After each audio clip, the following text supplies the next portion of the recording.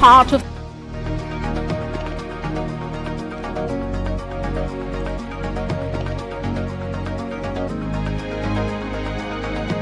Live from New Delhi, you're watching DD India Global. We'll get you top stories from India and the region. I am Tanvi Taneja, and for news from the rest of the world, I'm joined by my colleague in Washington DC, Kate Fisher. Hi, Kate. Good morning from Washington, Tanvi. It's 10 a.m. in the morning here and 3 in the afternoon across Central Europe. Coming up on the show, US Secretary of State Antony Blinken is back in West Asia, once again pushing for a ceasefire in Gaza. And snap elections are called in France, where the far-right National Rally Party made huge gains in European elections. That's all coming up. Back to you now in the studio in New Delhi. In the first key announcement of the Modi 3.0 government, the cabinet clears plans to build 30 million houses for the rural and urban poor.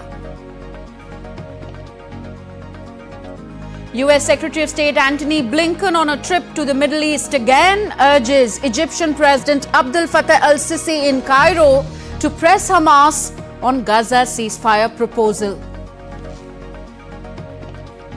European Commission Chief Ursula von der Leyen set sights on renewed centrist majority after far-right parties surged in the EU election.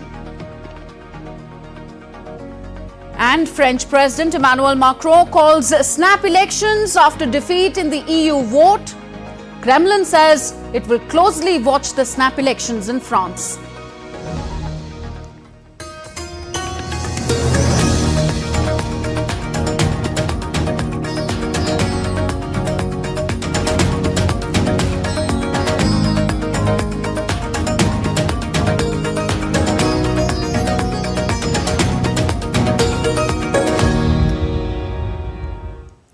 So up first news from New Delhi. The inaugural cabinet meeting of the Modi government 3.0 took place in New Delhi this evening, marking the commencement of the third term for Prime Minister Narendra Modi and his Council of Ministers. In a first key announcement of the cabinet, it was decided that the Government of India will provide assistance to construct 30 million rural and urban houses under Pradhan Mantri Awas Yojana, that is the housing scheme of the government. The scheme that is running since 2015-16 has completed 42.1 million houses in the last 10 years for the eligible poor families. The government has set various agendas for the upcoming term, especially the first 100 days.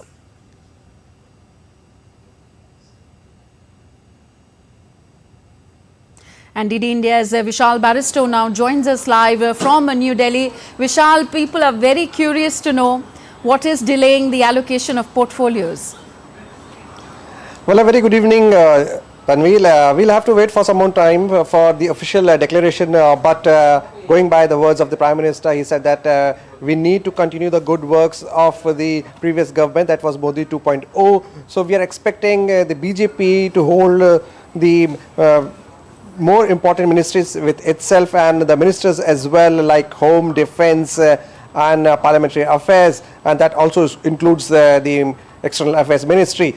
So let's wait for some more time and let's not go on the sources, but it is for sure that the good work done by the Modi government in 2.0 would be continued, as the Prime Minister said, and he said that you need to work for the common man. And also he said that I want the PMO to not to be Modi's residence, but to be the residence, the place for where the demands of the common man are met. So let's wait for some more time, but that's for sure that all the important ministries, Defence, Home, MEA and Parliamentary Affairs would certainly go to the BJP, and we are expecting like Defence would go to Rajnath Singh, and also the MEA would go to Jaishankar.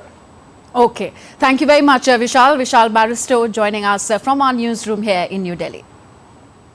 Prime Minister Narendra Modi said that it has been his constant endeavour to make the Prime Minister's office a hub of service and a people's office. Prime Minister Modi was addressing the officials of the Prime Minister's office on Monday after taking charge as the Prime Minister for the third term. मेरे लिए PMO सत्ता केंद्र बने, PMO शक्ति केंद्र बने, ये न मेरी इच्छा है न मेरा वो रास्ता है। और इसलिए 2014 से हमने जो कदम उठाए, आपने मार्क किया होगा, और पहले जो पीएमओ में रहे होंगे उनसे पूछ लेना, हमने इसको एक कैटलिक एजेंट के रूप में ही डेवलप करने की कोशिश की है।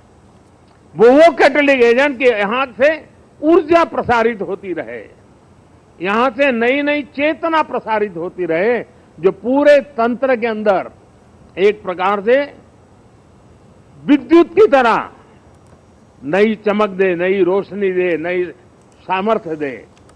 और मेरी कोशिश रही है कि पीएमओ ये सेवा का अधिष्ठान होना चाहिए, पीएमओ ये पीपल्स पीएमओ होना चाहिए, ये मोदी पीएमओ नहीं हो सकता है। और इसलिए मेरे दिल दिमाग में सिवाय 140 करोड़ कोई नहीं, और मेरे लिए 140 करोड़ नागरिक नहीं है, मेरे लिए 140 करोड़ परमात्मा का रूप है। और जब मैं सरकार में बैठ करके कोई निर्णय करता हूं तो मैं सोच रहा हूं कि मैंने आज 140 करोड़ देशवासियों को इस रूप में मैंने पूजा की है, और उनके चरणों में मैंने इस योजना के रूप में एक पुष्प चढ़ाया है, उस भाव से मैं काम करता हूं। So Narendra Modi took charge as India's Prime Minister for the third time on Monday in a reflection of the government's commitment to farmers' welfare. The Prime Minister of India authorized the release of 17th installment of Pradhan Mantri Kisan Nidhi scheme, which is a fund for farm welfare. Notably, this is the government's first decision in its new term. It will benefit some 93 million farmers and distribute around $2.3 billion. After signing the file, the Prime Minister said, and I quote him, ours is a government fully committed to Kisan Kalyan. It is therefore fitting that the first file signed on taking charge is related to farmers' welfare. We want to keep working even more for the farmers and the agriculture sector in the times to come. Unquote. On to West Asia now. US Secretary of State Antony Blinken visited Egypt on Monday, hoping to deliver the ceasefire that President Joe Biden proposed last month. My colleague Kate Fisher is in Washington, D.C. She gives us more on this and other stories making headlines around the world. So, an all-out push here, Kate, by Blinken to end this Gaza conflict?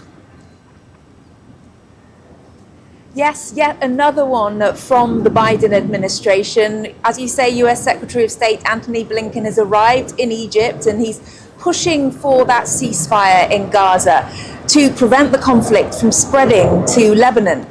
Mr. Blinken met with Egyptian President Abdel Fattah al-Sisi in Cairo before travelling to Israel later on Monday, where he'll meet the Israeli Prime Minister and the Defence Minister.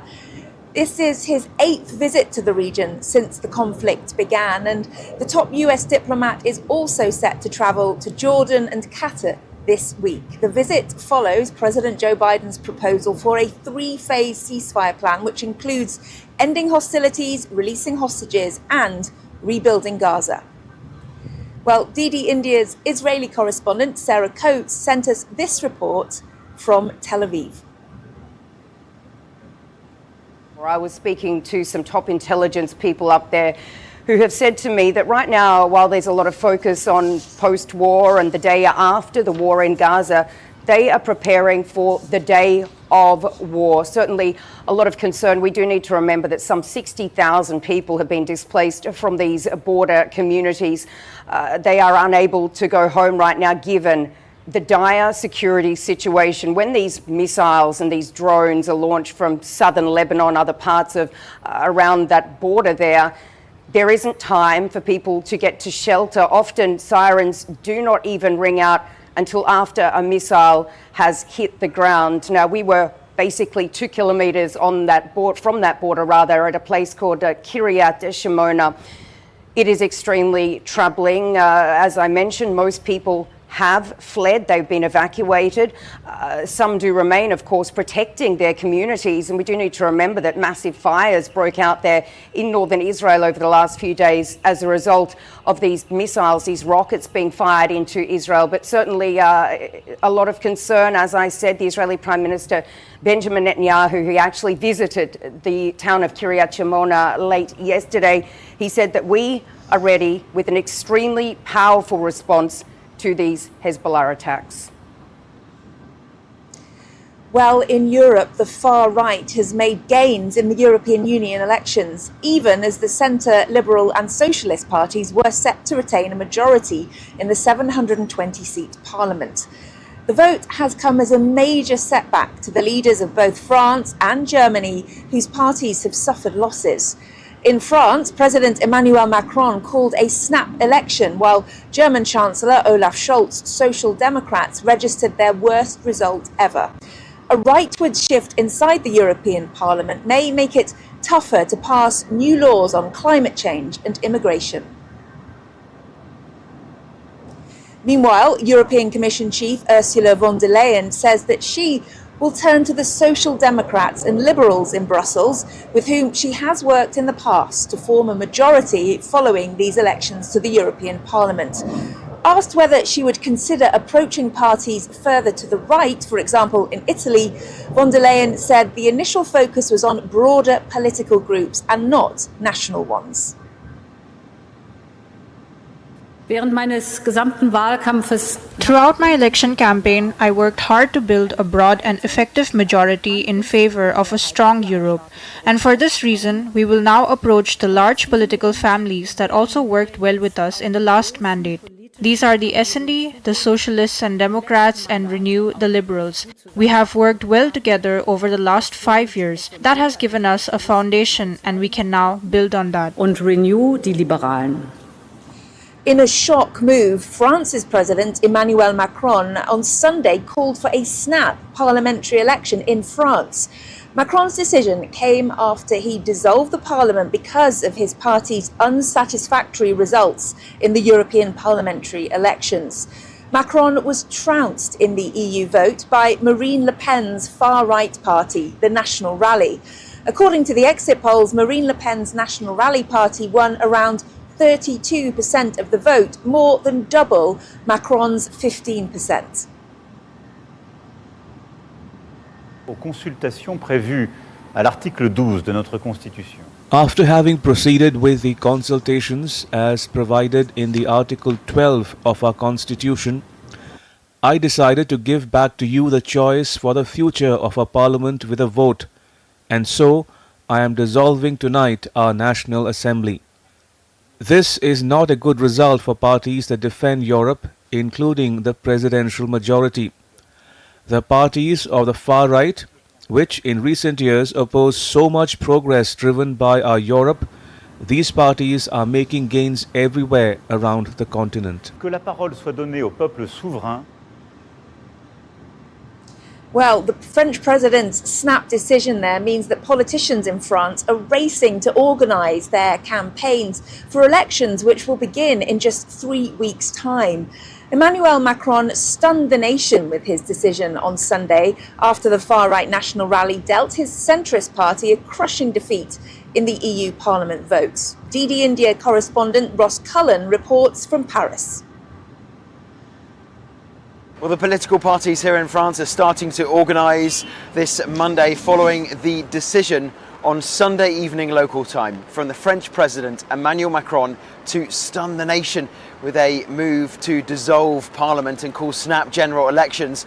A very short campaign indeed, only 3 weeks until the first round on the 30th of June. We are starting to see the movements from different parties on the far right, from parties on the left, to see if they can come to agree on coalitions to try to work together to get the most votes possible for their political parties. And what will also be interesting in the next week or so will be the first opinion polls, surveys of the French electorate, to see if the National Rally, the far-right party headed by 28-year-old Jordan Bardella, can replicate their success that they achieved on Sunday at European Union parliamentary level, if they can do the same again when it comes to the French domestic national election. If they can scoop up enough seats to secure themselves the position of either the biggest party in Parliament or a majority in Parliament, then we would certainly be headed for a far-right Prime Minister who the centrist French President would have to work with.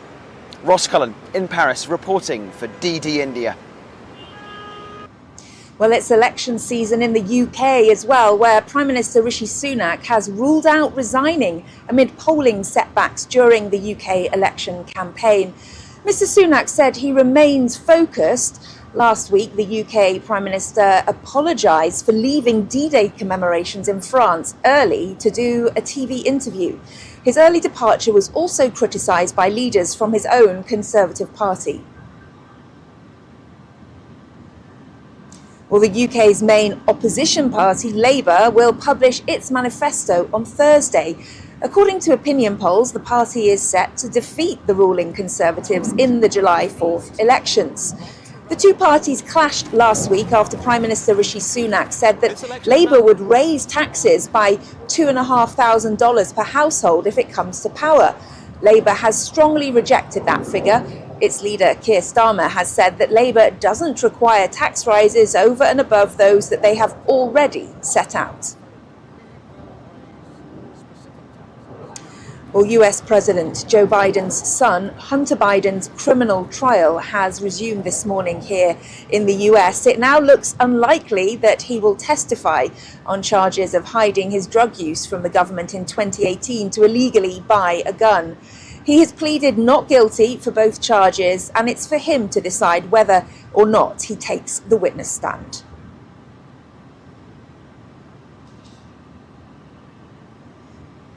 Former US President and Republican presidential candidate Donald Trump has held a rally in Las Vegas on Sunday. It's his first large-scale rally after being found guilty in the hush money case. In Nevada, Trump stated that he would seek to end taxation of income from tips. The current law considers tips as income of employees. In his tax plan, he also pledges relief to middle-income workers and small businesses.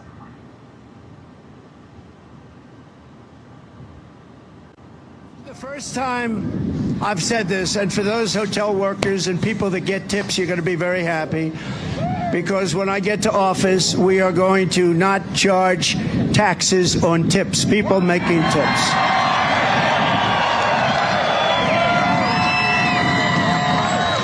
We're not going to do it, and we're going to do that right away, first thing in office, because it's been a point of contention for years and years and years. And you do a great job of service. You take care of people.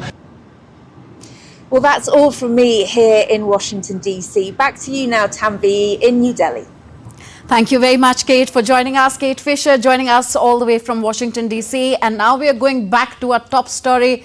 The President of India, as advised by the Prime Minister, has directed the allocation of portfolios among the following members of the Union Council of Ministers. So, Prime Minister Shri Narendra Modi and all other portfolios have been assigned now. So, Rajnath Singh retains the Ministry of Defence. Amit Shah retains the Ministry of Home Affairs and he's also the Minister of Cooperation. Nirmala Sitharaman retains the Ministry of Finance and Corporate Affairs. Dr. Mansukh Mandviya is now the Minister of Labour and Employment and Minister of Youth Affairs and Sports. Nitin Jairam Gadkari is the Minister of Road Transport and Highways. He retains that ministry. And Chirag Paswan is the Minister of Food Processing Industries. So these are some of the details of the new allocation of portfolios of the newly formed cabinet of the Modi 3.0 government. And to understand it more, we are joined by our correspondent Vishal Baristo. Vishal, welcome to the program again. So your view on the allocation of the portfolios here, ones retained by the BJP and the ones given to its allies. Well, very good evening to you, Tanvi, once again. As I informed the viewers a few minutes back that BJP would like to retain most of the important ministries and also the ministers, as the Prime Minister said, that the good work should continue. So Rajnath Singh is once again the Defence Minister. Amit Shah, the number 2 in the Modi government, again retains the Home Ministry and also the Corporate Affairs. MEA goes to Ministry of External Affairs, goes to Dr. S. Jaishankar. Finance Minister has also been repeated, and she is Nirmala Sitharaman once again. There have been some changes, like the INB industry, INB Ministry, Information and Broadcasting has gone to Ashwini Vaishnav. He would retain the Railway Ministry as he did last time. And then there is a new Agriculture Minister who is Shivraj Singh Chauhan, after the fantastic victory of BJP in Madhya Pradesh, where the party retained all the 29 seats.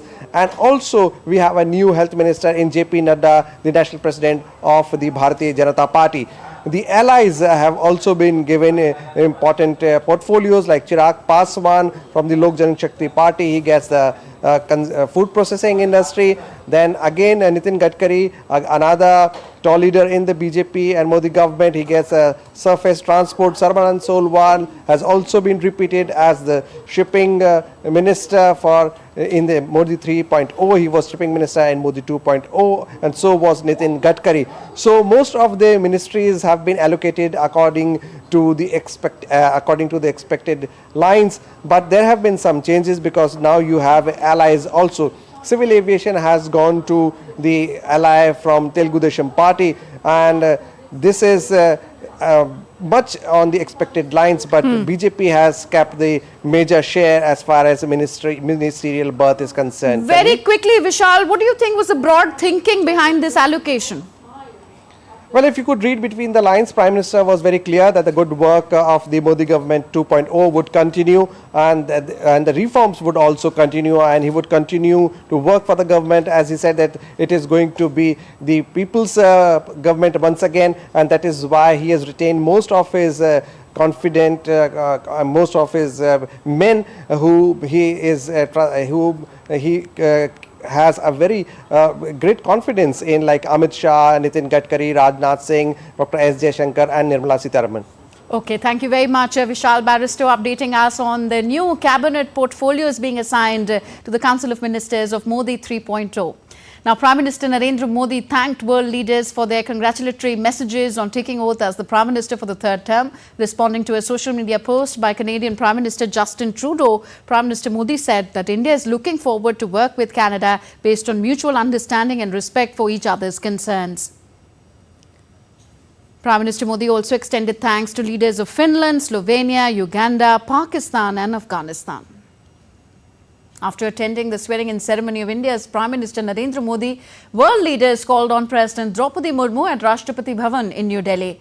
Mauritius Prime Minister Praveen Kumar Jugnauth, Vice President of Seychelles Ahmed Afif, Maldives President Mohammad Muizzu and Nepal Prime Minister Pushpakamal Dahal Prachand met with President of India Draupadi Murmu in New Delhi. During the meeting, the leaders discussed various issues like topics of bilateral interest and strengthening people-to-people ties. Michael Kugelman, director at the Wilson Center, emphasized that under Prime Minister Modi's leadership, India has transitioned from a middle power to a significant global player, evident in its economic growth and strategic importance. In a conversation with DD India, Kugelman also noted Modi's efforts in expanding India's presence in international organizations and strengthening economic ties. You have specifically mentioned how, under the tenure of Prime Minister designate Narendra Modi, India's status as a middle power to the rising and a powerful power has been attained. Could you share those thoughts with us, and what makes you say that? My main argument was that Modi, over his first 10 years in power, has really positioned India to transition away from being a middle power into being a major power. And one of the main reasons why I said that is that he really, I think more than any other Indian leader before him, advanced India's role on the global stage in terms of being a member, becoming a member of key international organizations, and also growing India's economy to the point where, as you know, it's the fastest growing major economy right now and the fifth largest in the world, having recently succeeded or gone past the UK. And I think that if you look at how India is seen on the global stage, I mean, I don't think there's ever been a time when India has been seen as strategically significant as it is now, and not just strategically significant, but also significant as an economy for commercial reasons. And this is why so many governments, even those that might be critical of India in some areas, are very keen to engage and certainly have welcomed Modi's return. I see a significant amount of consensus within the governing coalition about this goal of strengthening, continuing to strengthen India's role on the global stage. Indeed, as you've noted, I think that India has under Modi has managed to navigate what has been intense great power competition. It's been emphasizing this long-standing principle of strategic autonomy. I anticipate that continuing. That has become increasingly difficult, given that great power competition is so great, given that you have multiple major conflicts raging around the world. Now, as I said in the article, India has managed to maintain very good relations with both the U.S. and the West more broadly. And more on India's polity. Prem Singh Tamang took oath as the new Chief Minister of India's northeastern state of Sikkim. He took the oath in the capital of Sikkim, Gangtok. Prem is from a regional party there, Sikkim Krantikari Morcha, and he won by a total of 42.7% of votes. Prime Minister Narendra Modi congratulated him and wished him for a fruitful tenure. Prime Minister Modi said that he's also looking forward to working together for Sikkim's progress.